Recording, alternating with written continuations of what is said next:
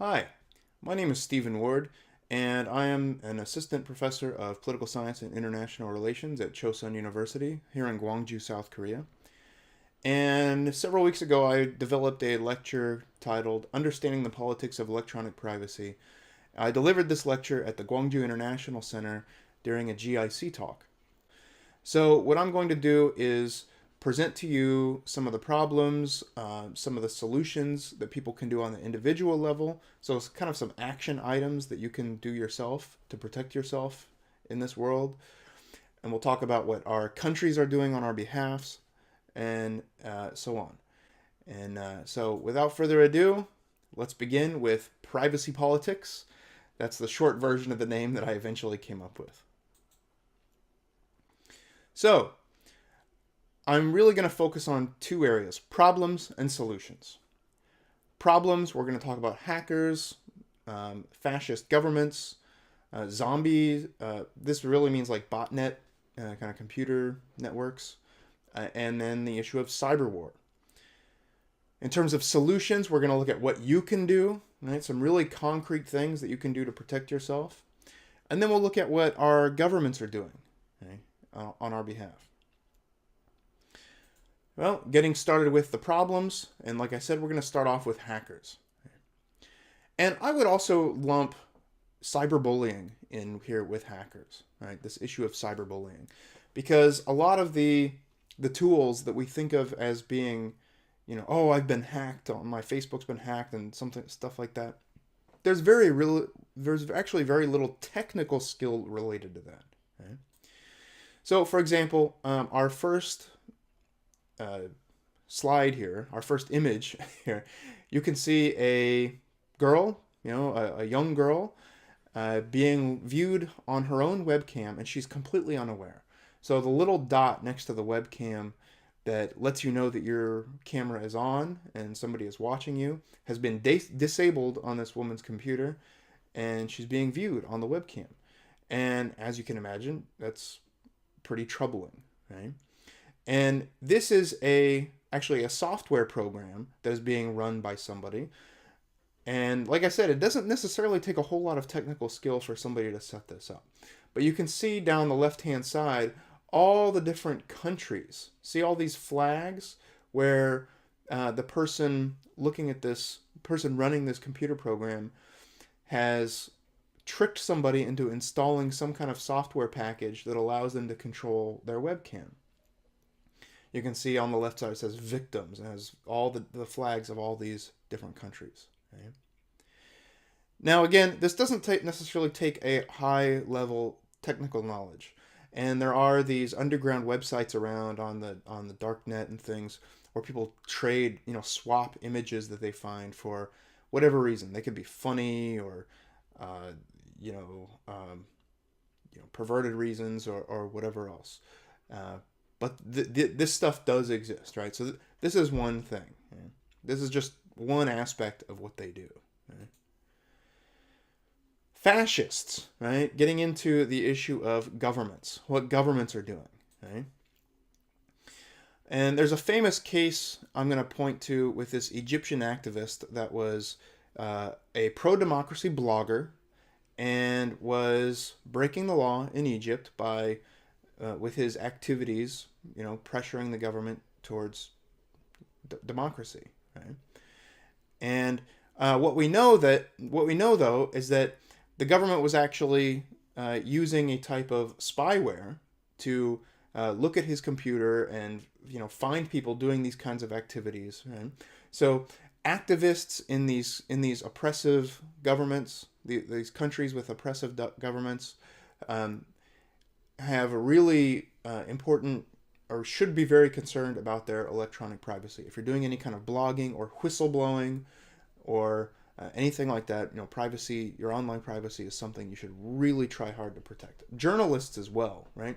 Journalists have to protect sources, right? If they get a source from inside a company about a company doing some illegal, really bad stuff, they need to be taking measures to protect those sources as well.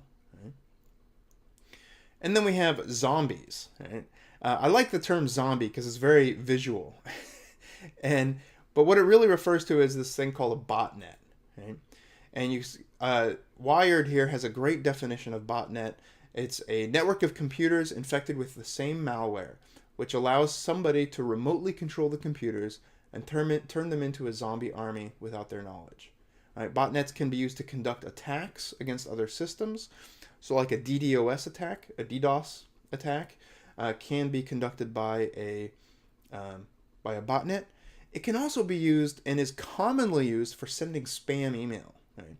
So if you get emails, from, black market or gray market pharmacy kind of stuff, Viagra, Cialis, this kind of thing, it's quite likely it came from a botnet that was actually used to send those emails. Right? Now, anybody can actually use this, right? So a government could use a botnet, right? A government cyber war campaign could have as its first step using a botnet. There are people who their primary job is running a botnet, and then they rent out time to other people. So you can rent out time on somebody's botnet where they have 10,000 computers under their control or something.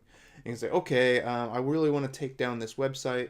I'll just pay this guy and tell him the website, and he'll do it for 5 hours or whatever. Make sure that website is inaccessible for that amount of time. Now the key point here for us as digital citizens is that these are our computers that are being used without our permission, without our knowledge, for illegal activities a lot of the time, right? So they can be used as a base for hacking. So I live in South Korea, and North Korea is always in the headlines for what they're doing. And North Korea could very well be using South Korean computers to attack South Korean institutions like banks, government websites, and things. And so the difficulty here is that it's really hard to determine the true source. Okay? I've talked to some cybersecurity experts. I have friends in the field. I'm coming at this from a political science and kind of a citizenship angle, right? But I'm informed by people in the political science or in the computer science world, in digital forensics and that kind of thing, and they tell me it's extremely difficult to find a skilled hacker or group of hackers or spies that really know what they're doing and find out their true location. Right? And so if you hear something like, oh, the hacks were traced to an IP address in this city, in this country, right? You should know that that's not really reliable information. Right? The IP address is pretty easy to fake. It could be deliberately sent to one of the computers on a botnet, right? So they could be making it look like somebody was deliberately responsible for it, kind of framing them, right? Framing a certain person for it. And as normal people ourselves, we need to be concerned about this illegal material, this illegal content that is flowing through our computers, right? Botnets could theoretically be used for something like child pornography, illegal narcotics trafficking, all kinds of really bad stuff that our computers could possibly be helping with without our knowledge. So in that way, I do think we have a duty to be wary of this and try to prevent that from happening on our own computers. Then we have cyber war. And here I'm talking about more specifically about state-sponsored attacks on other states. The reality is there's some fuzzy lines between all of these divisions. Right? So state-sponsored hackers have botnets, as I already mentioned. State-sponsored hackers might be using tools to look at your webcam, that kind of thing, right? So all of these tools are out there for basically anybody to use that is aware of them, right? So understanding that, there is an area where state-sponsored groups have an advantage. And our best example of that is something called Stuxnet. Stuxnet was really it was ingenious, right? It was a milestone computer virus that actually was used to to sabotage a nuclear reactor facility in Iran. Okay? So this computer virus, it was a virus. So a virus has to be secret. It's supposed to be very hard to find. Okay? And it was designed to target a particular country, a particular city, a particular factory in that city, this nuclear facility, and even more than that, a particular computer, one particular computer in this facility. Right? So this virus was extremely elaborate, right? And it was very expensive to develop, and it took, some really quite intelligent people working on it to develop this. And now we know. We didn't know it at the time when I believe it was Symantec Antivirus that discovered it, and we didn't know it at that time, but now we know that it was actually sponsored by the United States. And but the thing is, this is just an example that we know about, right? So we know that other countries are doing this same thing. You might look at this example of Stuxnet and say, okay, well, that's probably a good thing that a country was, we've prevented the spread of nuclear weapons a little bit, even just delayed it by a couple of years maybe, right? Through this virus, I'm not really that worried about it. But the reality is that other countries are doing the same thing. Okay, so we're moving on to discuss solutions now. And as I said, we're going to start off with what you can do to protect yourself in this world. Now, first, I'm going to talk about some general concepts of security that actually apply to computer security as well as physical security. In this image taken from Google Maps or Google, I'm not actually sure what it's called, Google Satellite or Street View. It's Google Street View. You see here a pretty typical house. Right? There's a pretty typical house in the U.S. that is, very normal looking, right? But compare that to this house, another very typical house. But if you think about what's more secure, your instinct might tell you that this house, house number 2, is more secure. If you lived here and you wanted to play with your kids in the backyard and you wanted to feel like you had some privacy, you would probably prefer to be in this house because it has that nice fence going all the way around it. The reality is that computer security, or security in general, can be counterintuitive. Right? Because in fact,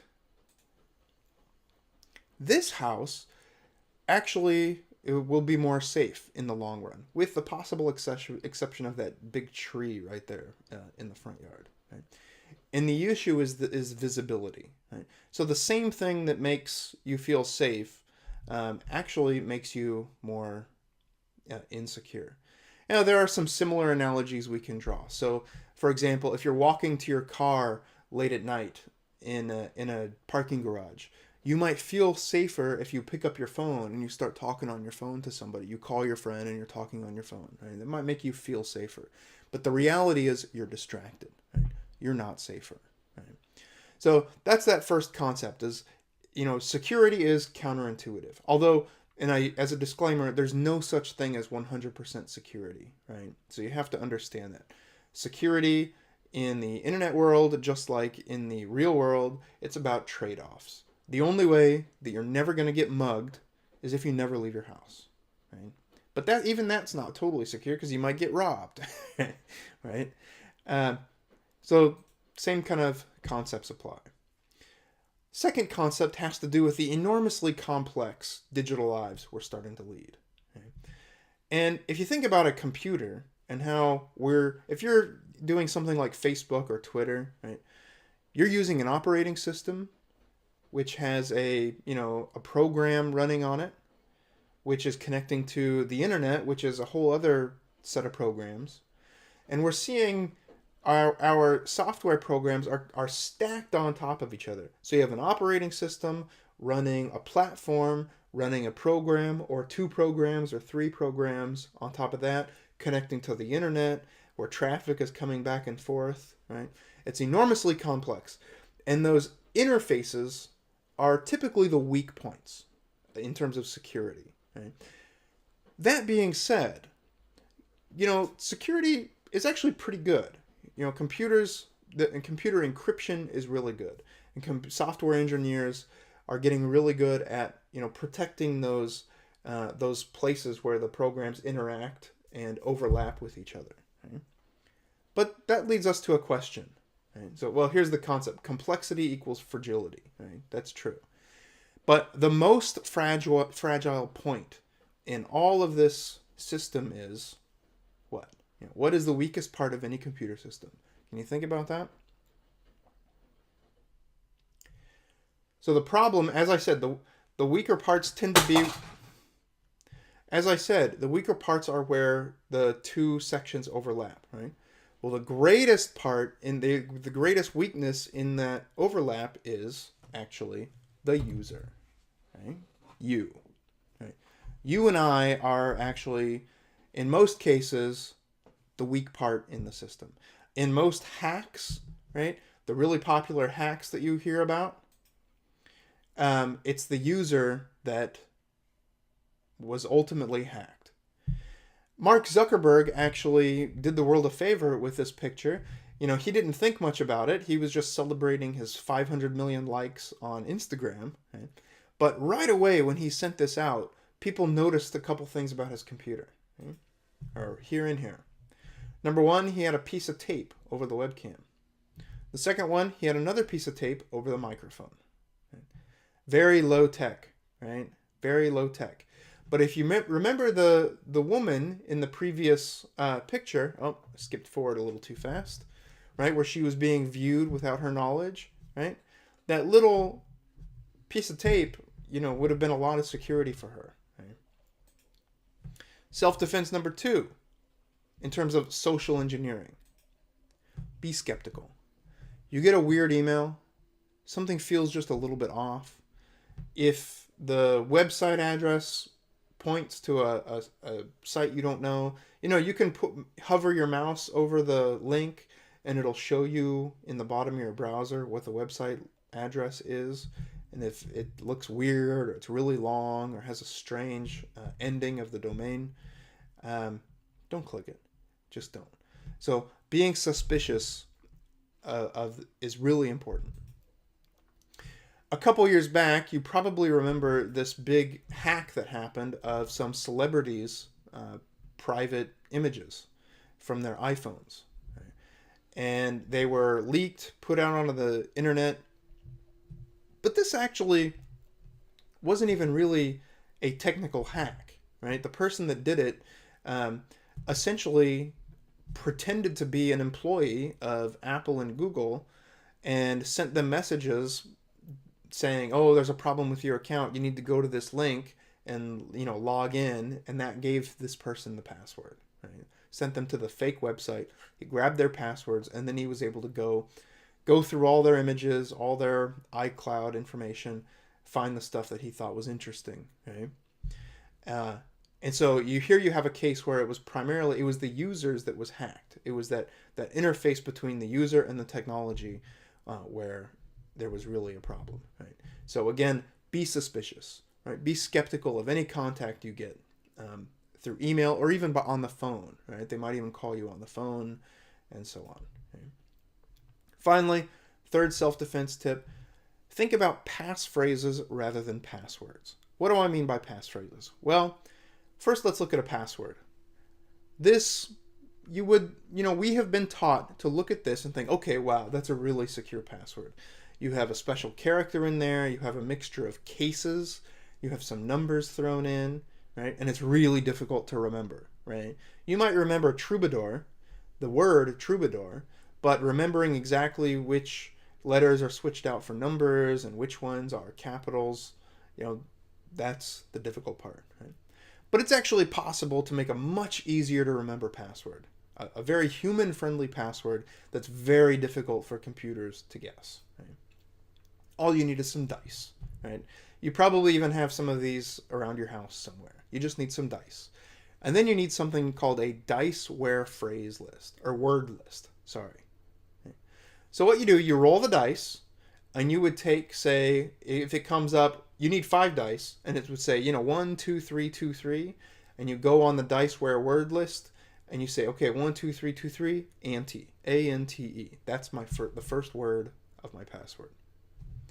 You do that 4 or 5 more times, you've got a really secure password that is actually quite difficult for a computer to guess and really easy for you to remember. You put a special character in between each word, like a space or a period, some kind of punctuation mark just between each letter. It can be a period each time, right? It's even more difficult. And if you're really interested in the math behind this, I would refer you to xkcd.com. They did a really good comic here that explains the math. And you know, I'm a political science guy. I'm a political science teacher, and I'm talking about issues with computer science. Trying to also talk about math would be a little too much, I think, here. So I'm not going to do that. I'll leave that for the people that really want to do it. But just look at the quote here at the bottom. It says, through 20 years of effort, we've successfully trained everyone to use passwords that are hard for humans to remember, but easy for computers to guess. And that really says it all, right? So get yourself some dice, print out a copy of the Diceware word list. There are different versions of it you can find. EFF.org has one that they put out. You can actually get a little booklet of it already printed out and looking really nice for you with a small donation to them and so on. Also, for password help, 1Password is really good. You can actually, it has an option to use Diceware, a Diceware type word list to generate passwords. I'm not going to lie, it's a little bit tedious to start using a password manager, but once you're used to it and once it's part of your workflow, part of your daily computer use, internet use, you know, you kind of forget about it and you just get used to it. But you know, the beginning part is it's annoying. It's a hassle, to be honest. Some of these are free. Some of there's a cost. There's benefits and disadvantages to each one. If you're a Mac OS user and you use Safari, you can use the iCloud keychain, I think it's called, and that's pretty good as well. But the main idea is you don't have to have all of these passwords memorized in your head. You can have a very difficult password for every single website that you log into, website or service that you use, and you don't actually have to memorize all of them. All you need to memorize is you need to memorize the password to unlock your computer, and you know, if you're using a Mac OS computer, use the default encryption, hard drive encryption as well. That's a big tip too. You need the password probably to your email, and then the password to your password manager, and that's really it. You know, you might want to have the password to your bank account or something as well, but you really only need to know, a handful of passwords, and with the help of a password manager, it's completely manageable. Finally, self-defense tip number 4: use encryption. Right? Encryption is in the news a lot. Amongst some people, it gets a bad rap, but the reality is, you're actually already using encryption every day. If you do any kind of online shopping, you are using it. HTTPS is an encryption protocol, right? So encryption, we are using it already. That's non-controversial. Signal Private Messenger might be an option for you as well. Edward Snowden uses it. He likes it, and it's really quite secure. It's even possible to use. Make encrypted phone calls and things, right? Because those people that have that software program to look at your webcam, right? There are similar programs to look at your phone and record conversations and things. Or not even recording conversations, just turning it on and listening to what's going on in the room. You're not even talking on the phone, right? These kinds of things can happen. So it's important to, it's your choice, really. You might not think it's really that important for you personally to protect your phone calls, but if you do, you can use Signal. Private internet access is a VPN, a virtual private network, and they get a bad rap too. People think that VPNs are used for, criminals that want to make their internet use anonymous and want to hide what they're doing, but there can be absolutely legitimate reasons for wanting to hide what you're doing online. Number one, if you like using the internet at a coffee shop and you're doing any kind of online shopping, anything where you have to log in, actually anybody else on that network can pretty easily grab your password. Right? It's passing through the air. Somebody can run a sniffer program on their laptop. They're in the corner, they look like they're doing work, or they might be in a car parked outside or something, right? And they've got your information. So anything like that, a VPN is a good idea, actually. Anything public. If you don't find yourself doing that very often, you just use the internet at home, and you already have a secured local Wi-Fi network with password and everything, you're probably okay. You don't need to go to the extent of a VPN. Proton Mail brings us to the topic of email. Right? Now, email is almost by nature insecure. Without going into all the technical reasons behind it, whoever is operating your email service, whether it's your company, right, or Gmail or whoever, they can pretty much see whatever's going on in your email. Now, excuse me. Gmail is pretty good in the sense that the traffic is encrypted between you and their servers. So it's okay to use your Gmail on that public Wi-Fi at the coffee shop because that's encrypted, right? But, the messages themselves are not. So Gmail can actually still look at your emails from their end. And we know that they do that, right? There are cases where we have seen Gmail employees that have spotted something illegal in somebody's email and turned it into the police, right? So we know that they do that, right? You might not have any sympathy for the criminals that were caught, that's true, but we do know that Gmail employees can see our emails. Anyway, if this is of concern to you, email encryption is difficult. It's PGP encryption, all that. It's fairly tedious to set it up on your own. Proton Mail is a service that I describe as one step in the right direction. Okay, Proton Mail is not perfect. Okay? If you are sending an email to somebody that is also on Proton Mail, it's great. The encryption is really good, really secure. If you're sending an email to somebody that is not on Proton Mail, Gmail or whatever, then the message itself is not encrypted. There is a way to do it where what they actually receive is a link and they say, oh, you've received an encrypted email from this person. Click this link to go view it. But I personally think that if you're not aware of Proton Mail, you would probably think that email is suspicious itself. So they might hit that spam report button or block the address or something like that. Anyway, Proton Mail, like I said, it's not perfect, but it's one step in the right direction. And, something important here is this idea of market signaling. Right? So Proton Mail getting X number of user signups in a year sends a message to Silicon Valley. Right? It sends a message to these companies that people are interested in this.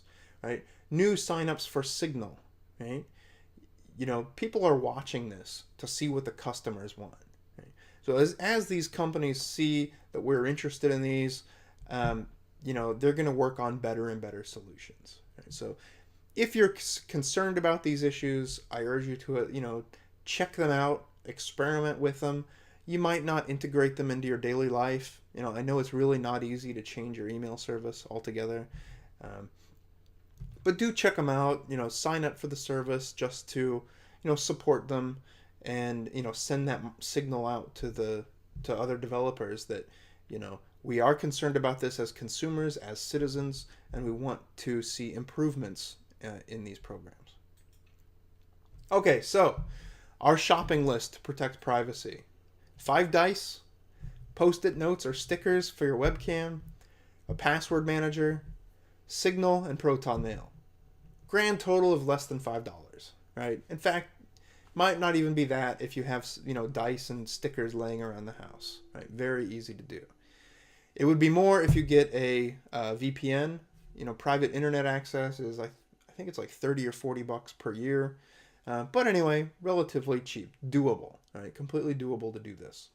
If you remember me mentioning before about complexity equals fragility, right? Well, this is about as simple as it could get, right? This is a very simple, elegant solution to complicated problems, right? And that's kind of what I like about it. Notice that I did not include virus protection programs or anything like that. There's a recent survey done of computer security experts and their top 5 practices that they personally use, and virus protection software was not on the list. That doesn't mean it's not important. That doesn't mean it doesn't have its place. It does have a role in, computer security. It's just that it was less important than things like, using secure passwords, and using encryption and things along this nature. So to segue to our next section, I thought I'd just show actually, I skipped forward a little too fast, what our governments spend, right? This is in the United States in 2016, $14 billion was spent on in the information security government programs. That's about $44 per person. Here in South Korea, $8.76 billion or $174 per person. UK has a bad reputation in terms of computer security, what the government's doing, but they're doing it for relatively cheap. Okay, so time to shift gears a bit, and we've talked about things that you can do to adopt some basic information security practices, privacy practices into your own digital life. Now we're going to talk about the policy responses, things that our governments are doing on our behalf. And, speaking very generally, there's been 3 different approaches. Trying to block criminals from the tools that they use, expanding their own information security warfare kind of offensive capabilities, offensive and defensive, and then getting tough on cybercrime has been another approach. And we're going to look at just one example basically from each one. Now, the argument for weakening encryption and expanding these surveillance programs has a legitimate point, right? And you can see here this quote from The Intercept. This is a transcript of a meeting between Obama advisors and Silicon Valley CEOs, right? And it's a real problem that, if we can use Signal to have completely private messages with, our friends and family, well, so can terrorists, drug dealers, and so on, right? They have those same tools just like us, right? So it is a problem. I absolutely acknowledge that, right? But there's another issue. If you remember this image from before, right?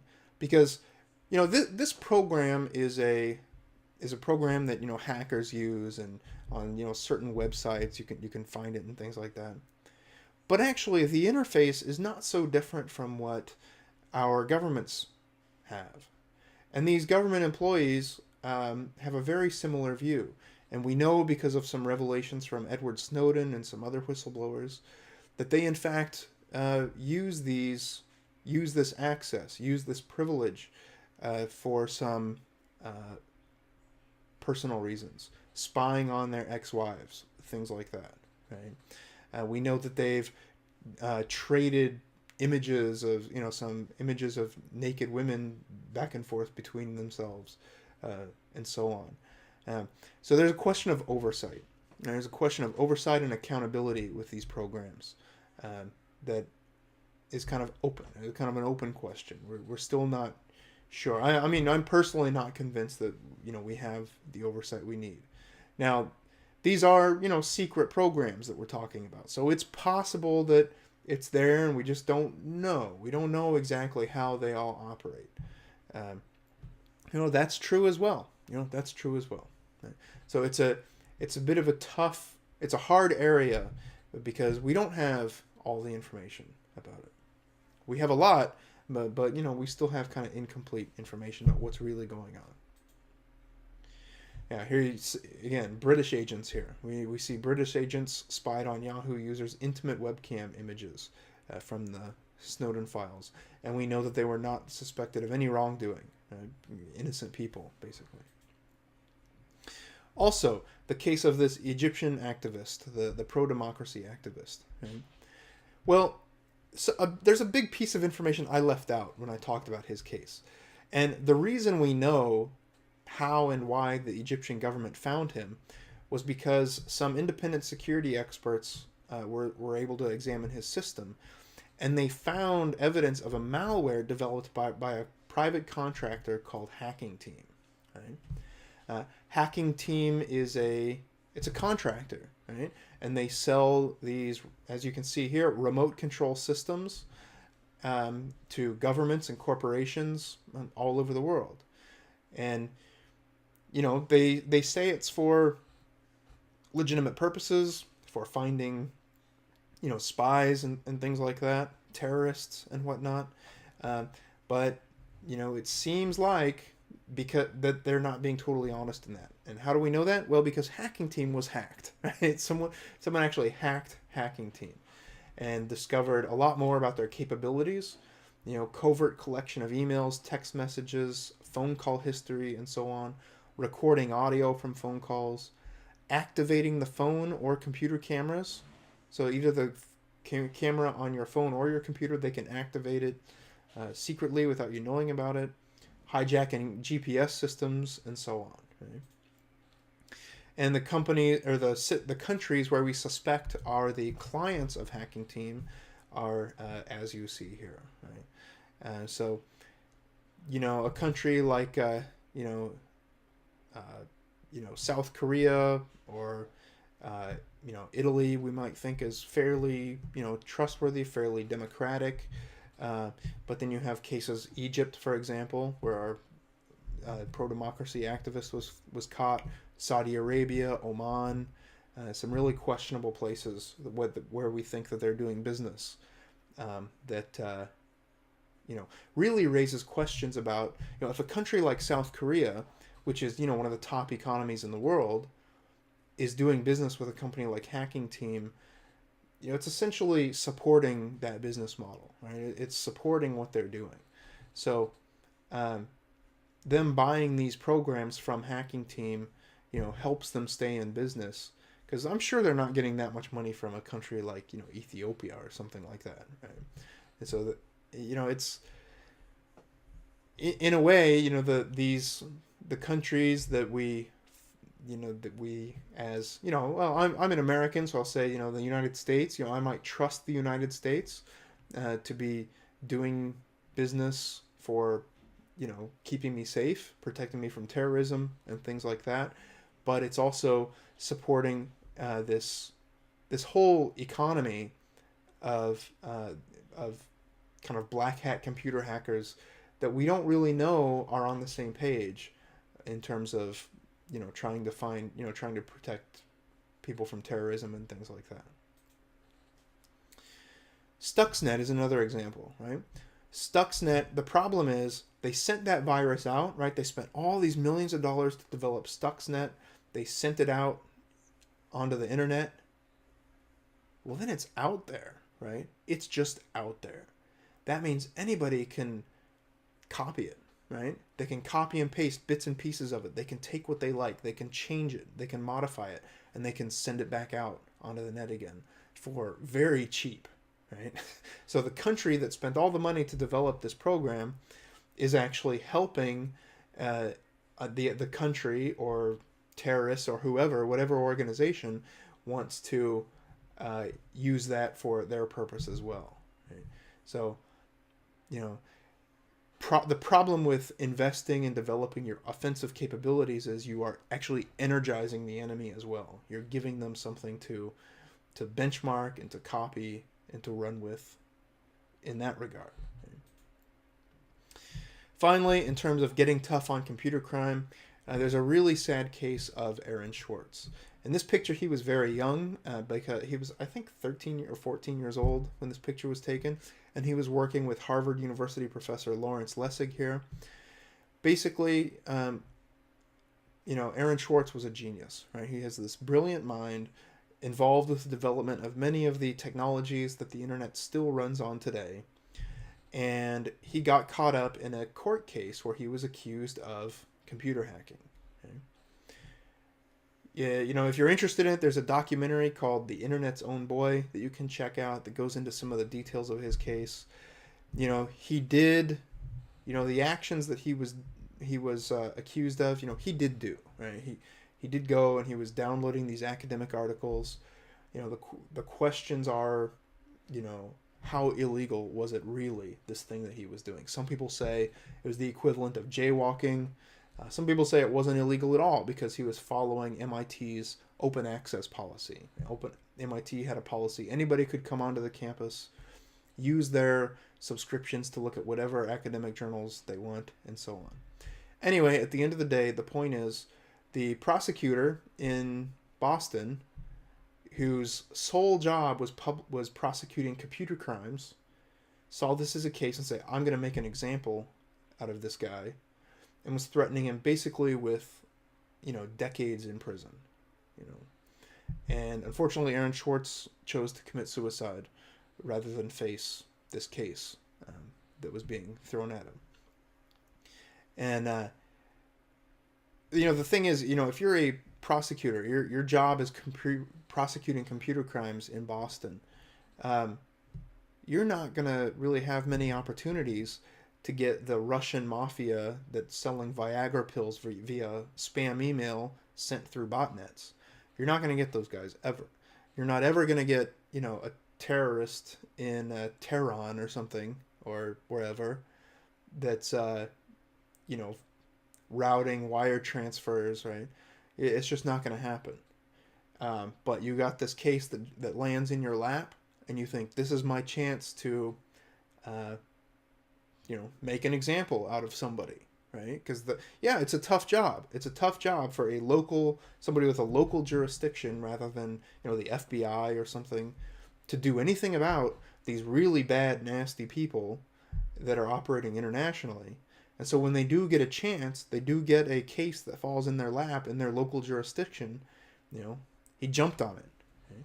So there are, I think, even if you say, okay, he's totally guilty, he was totally wrong to do that, I think it's pretty safe to say that the punishment that they were threatening him with was pretty over the top. Okay? So this is a consequence of that get tough approach to cybercrime. And I think in some ways it kind of mirrors what has happened with the war on drugs. Right? We know now that the war on drugs was set up for completely political reasons. And, people involved in the Nixon administration have basically admitted to that now. And, the war on drugs, I think in the next decade or so, it's a lot of those policies that were brought in are going to be gone. But what I worry about is that a similar thing is going to happen in the area of computer security. There's going to be a war on hackers or a war on encryption or something like that, and there's going to be a lot of innocent victims. Or maybe innocent is the wrong word. Maybe, let's just say, overly aggressive approaches, a very heavy-handed approach to the issue. Okay, so we talked about blocking criminals from tools that they use. And then we talked about the weekend encryption for everyone, right? So if you try to make encryption illegal, that makes all of us more susceptible, more vulnerable, right? If you can't have HTTPS anymore, how do any of us do our online banking with any kind of security? The zero-day market, I didn't explain that term, but that basically refers to this international market of computer hackers that buy and sell computer weaknesses that they find. So it's related with the Hacking Team, right? That's what Hacking Team did. Hacking Team was a zero-day market contractor, and they built software tools incorporating these zero-day vulnerabilities, right? Expanding cyber capabilities, right? On the flip side of that, cyber criminals, even state-sponsored, cyber soldiers, reverse engineer government malware, turn them right back against them, right? So it's a constantly escalating arms race essentially.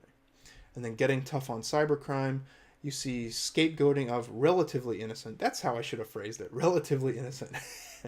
Right? Scapegoating of relatively innocent victims, as well as spreading a false narrative, right? You're spreading essentially disinformation about what cybercrime is and how dangerous it is, I think.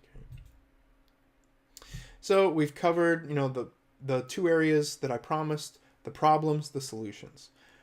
Of course, there are lots of other examples. There are lots of strange cases we could get into, but I'm trying to keep this relatively short and basic. And I really hope that at this point you are actually able to form your own decision, right? At this point, you should be able to make your own informed choices about what you're going to believe from politicians, who you're going to vote for, what, personal privacy practices you are going to use. And that's really my goal. I'm not trying to convince you of everything. You might think that Aaron Swartz was guilty as sin and, deserved to be locked up for the rest of his life. And that's fine. But I just wanted you to understand, some of the things, a little bit below surface level, have a little bit more of a deep understanding of these issues. So I really thank you for watching. It's been my pleasure to present this to you.